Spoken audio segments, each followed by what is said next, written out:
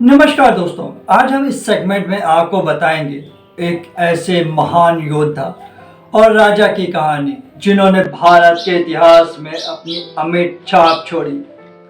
हेमचंद्र विक्रमादित्य, जिसे हम हेमू के नाम से भी जानते हैं।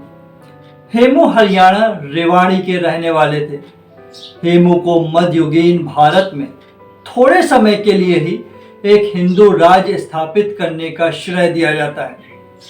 उन्होंने अपने पूरे कैरियर में कुल 22 लड़ाइयां जीती। इसकी वजह से ही उन्हें कुछ इतिहासकारों ने मध्य युग के समुद्रगुप्त का खिताब दिया।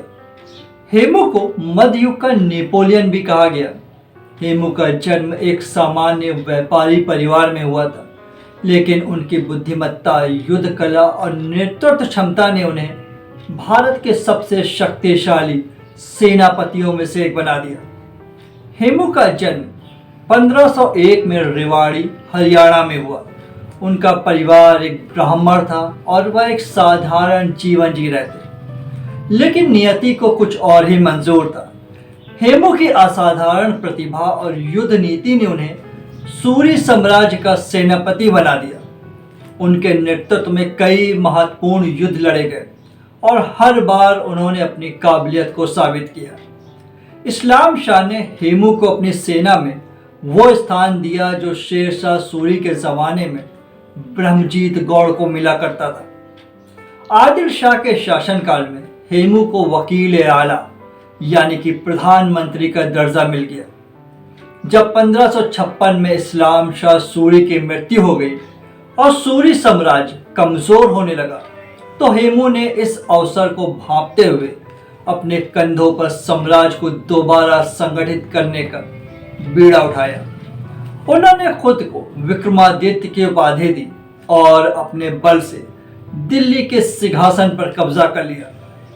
के भारद्वाज अपनी किताब Hemu Napoleon of Midvale India में लिखते हैं, दिल्ली के मुगल गवर्नर टार्डी खान ने हेमू को रोकने का पूरा इंतजाम किया।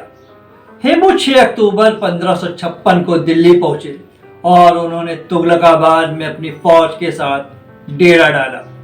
अगले दिन उनकी और मुगल सेना के बीच भिड़ंत हुई, जिसमें मुगलों की हार हुई और टार्डी खां अपनी जान बचाने के लिए पंजाब की तरफ भागा, जहां अकबर की फौज पहले से मौजूद थी। हेमू ने विजेता के रूप में दिल्ली में प्रवेश किया और अपने सिर के ऊपर शाही छतरी लगाकर हिंदू राज्य की स्थापना की और महाराजा विक्रमादित्य की पदवी ग्रहण की। उन्होंने अपने नाम के सिक्के डलवाए और दूर दराज के प्रांतों में गवर्नर नियुक्त किए। निरोध भूषण राय अपनी किताब सक्सेस ऑफ शेरशाह में लिखते हैं कि हेमू ने हमेशा हिंदू और मुसलमानों को अपनी 2 आंखों की तरह समझा। पानीपत में वो हिंदुस्तान की संप्रभुता के लिए मुगलों से लड़े। उनकी सेना के दाहिने हिस्से की कमान संभाल रखी थी शादी खां काकर ने, जबकि बाएं हिस्से का नेतृत्व कर रहे थे रमैया। अब हेमू की एकमात्र चुनौती थी मुगल सम्राट अकबर। 1556 में पानीपत के मैदान में अकबर और हेमू के बीच वह ऐतिहासिक युद्ध हुआ जिसे हम दूसरा पानीपत के युद्ध के नाम से जानते हैं। यह युद्ध भारतीय इतिहास में एक निर्णायक मोड़ साबित हुआ। हेमू ने अपनी सेना के साथ मुगलों के खिलाफ जोरदार युद्ध किया। उनकी बहादुरी और युद्ध कला ने मुगल सेना को हिलाकर रख दिया।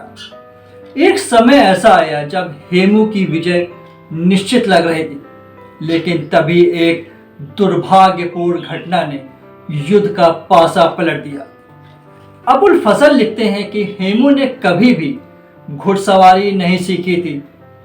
शायद यही वजह थी कि वो हाथी पर चढ़कर लड़ाई लड़ रहे थे, लेकिन शायद इसका यह भी कारण रहा हो कि अगर सेनापति हाथी पर सवार तो सभी सैनिक उसे दूर से देख सकते हैं। ऊपर से हेमू ने कोई कवच नहीं पहन रखा था। ये एक बहादुर लेकिन नासमझी भरा फैसला था। लड़ाई के रुख के खिलाफ उड़ता हुआ एक तीर अचानक हेमू की आंख को भेदता हुआ उनकी खोपड़ी में जा फंसा।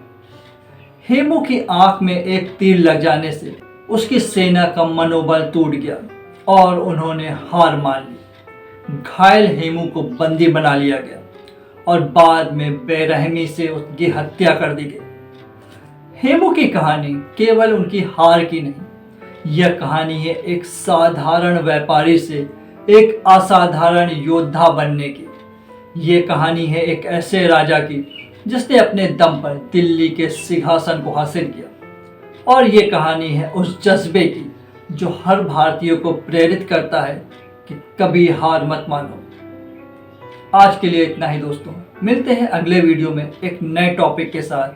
तब तक के लिए धन्यवाद।